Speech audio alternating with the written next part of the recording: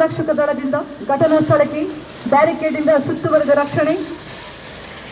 Civil police ಅಧಿಕಾರಿಗಳು ಸ್ಥಳಕ್ಕೆ ಆಗಮನ, ಸೂಕ್ತ ಬಂದೋಬಸ್ತ್, ಸಾರ್ವಜನಿಕರಿಗೆ ನಿರ್ಬಂಧ.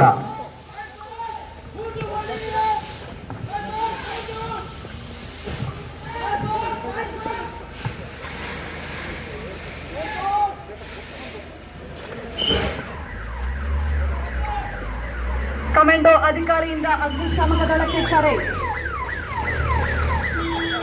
ಅಗ್ನಿಶಾಮಕ ದಳ ಸ್ಥಳಕ್ಕೆ ಆಗಮನ, ತುರ್ತು ಕಾರ್ಯ ಪ್ರಾರಂಭ.